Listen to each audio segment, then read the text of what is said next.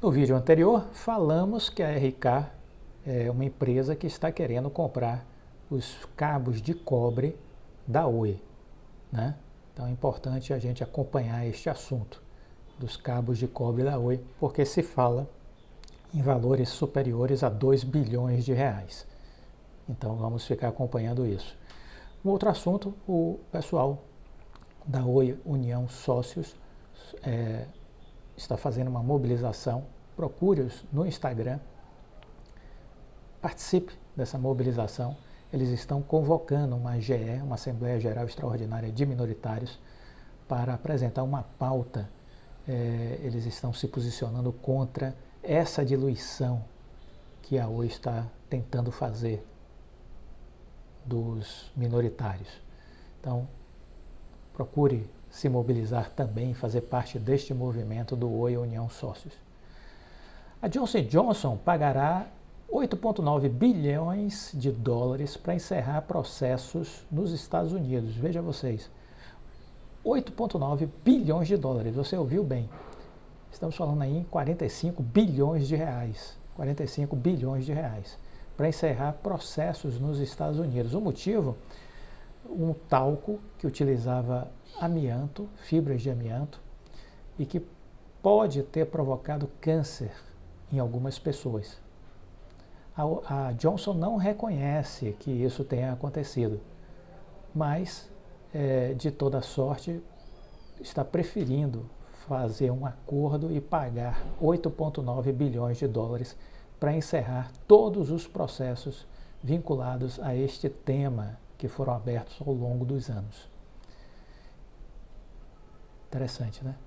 Interessante o valor dos processos, 8,9 bilhões de dólares.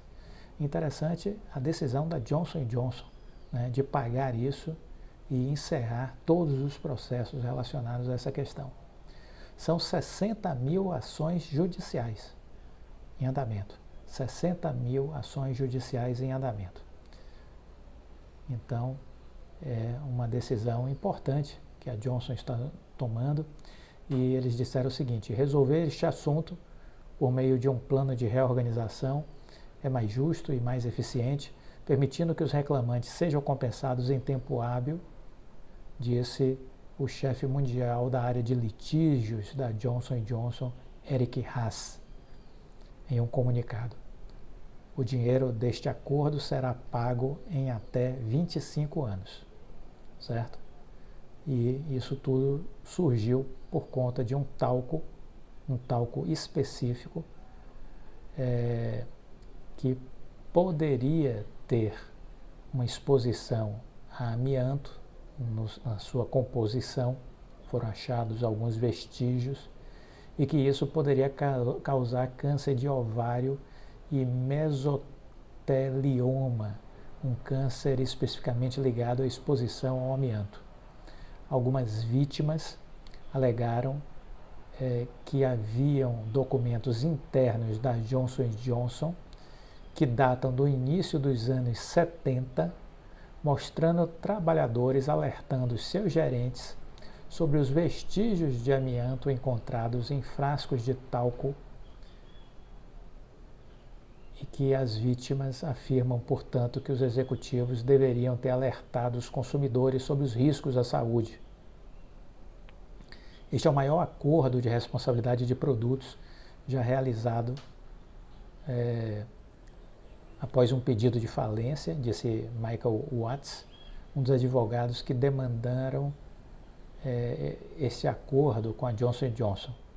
Nosso trabalho é fazer com que nossos clientes sejam reembolsados por seus ferimentos, e esse acordo é o culminar de mais de uma década de luta por justiça.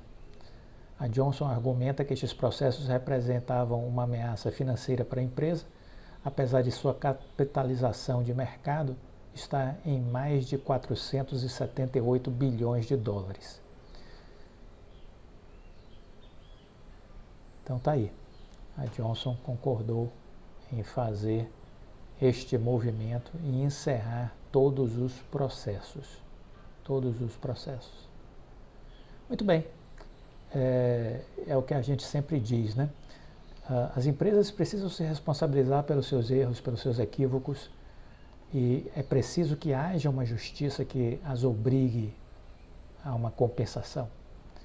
E é maravilhoso ver que isso funciona de forma tão excepcional nos Estados Unidos, assim como é deplorável a gente perceber que o Brasil está a anos-luz de distância desta realidade. É muito triste, não é?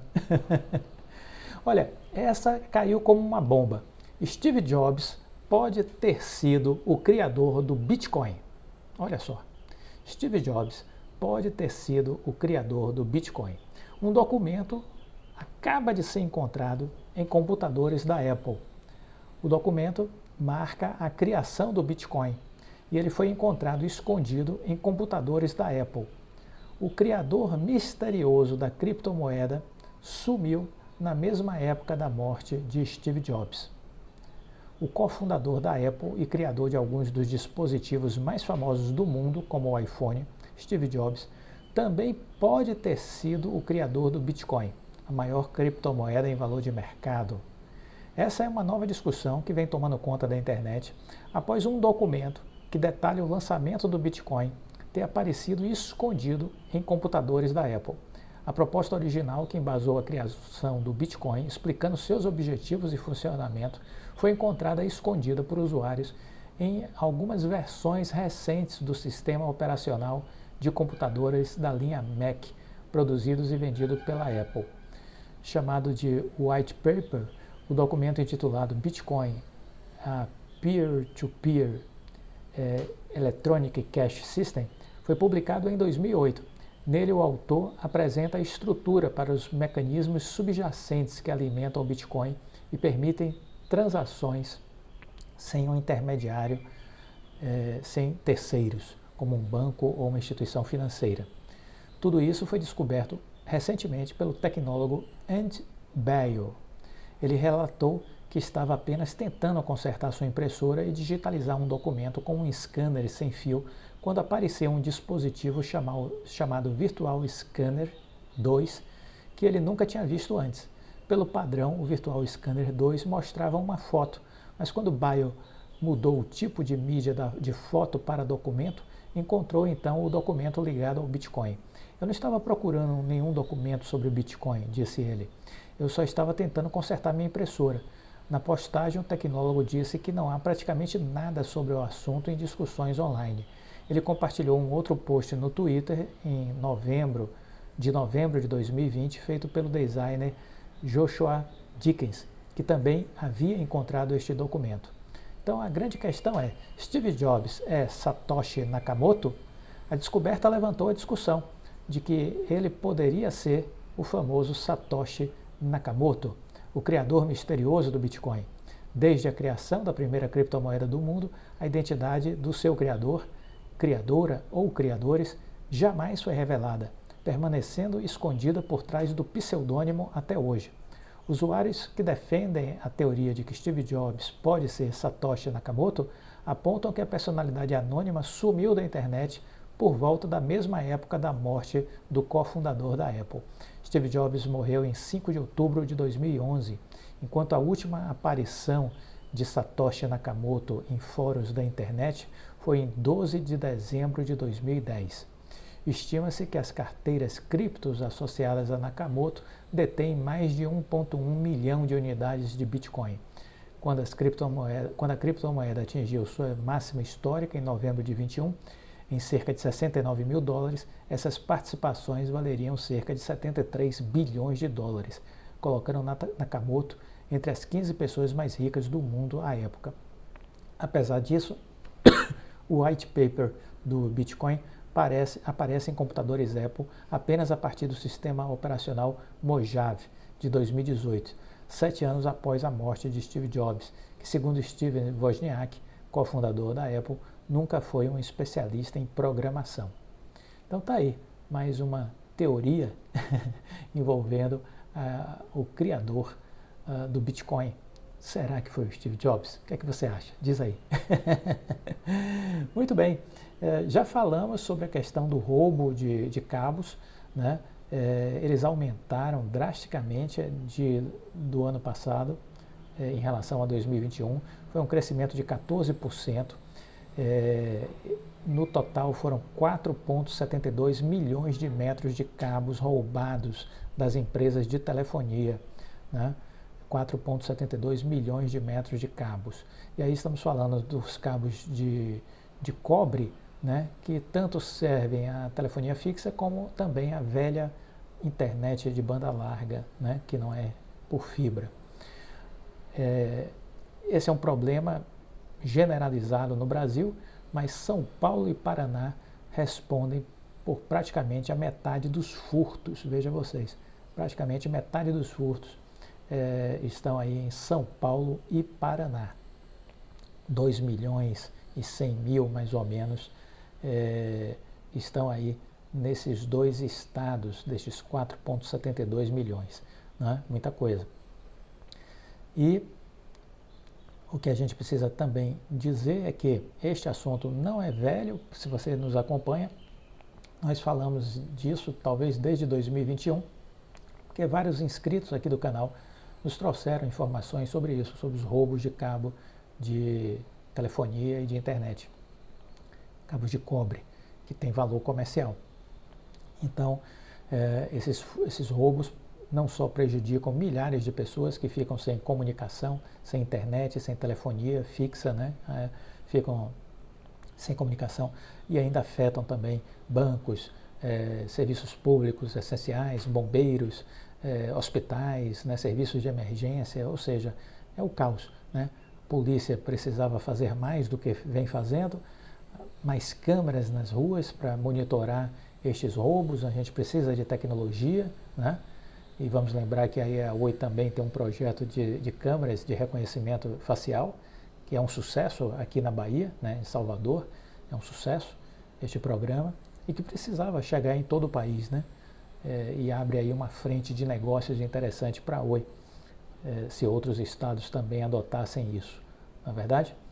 Então, tudo isso nos mostra que há muito chão e muita demanda de tecnologia para empresas como o Oi, que, se estiverem bem administradas, têm potencial, né, para crescer e bastante. A indústria de fundos perdeu mais de 10 trilhões de dólares em 12 meses, viu? A indústria de fundos perdeu mais de 10 trilhões de dólares em 12 meses. A indústria global de fundos de investimentos perdeu 10,7 trilhões de dólares em 2022, dados divulgados pela International Investment Funds Association. O montante equivale a mais de 5 vezes o PIB do Brasil e foi o maior já registrado pela série histórica iniciada em 2008. Nem mesmo no primeiro trimestre de 2020, ápice do efeito da pandemia nos mercados, os fundos perderam tanto dinheiro. Inclusive, naquela época, eles tiveram um saldo negativo de 6,9 trilhões de dólares e conseguiram reverter as perdas naquele ano, terminando com um saldo positivo de 8,16 trilhões de dólares. Né? Então, embora tenham caído em 2020, eles conseguiram reverter as perdas. O vilão, como se pode imaginar, é a política monetária dos bancos centrais, em especial no caso dos Estados Unidos, do Federal Reserve. Com o objetivo de combater a maior inflação desde os anos 80, o Fed mudou completamente de rota a partir do ano passado e trouxe a taxa de juros, que estava próxima de zero, para o patamar atual de 5%, o nível mais alto desde 2006. Com tudo isso, houve aí uma fuga, né, de capital de diversos fundos de investimentos. Aí uma tensão também no mercado financeiro, após a quebra do Silicon Valley Bank, que era um dos 20 maiores bancos americanos, precisou ser comprado pelo First Citizens, como parte significativa do depósito dos seus clientes em títulos de longo prazo do Tesouro Americano. O SVB viu o valor dos seus ativos se deteriorar com a alta de juros do Federal Reserve, não conseguindo honrar a onda de resgates que sofreu. Muito bem, notícias que você precisa acompanhar. Gostou do vídeo? Deixa o like, compartilhe com os amigos, fique com Deus e até a próxima. Tchau!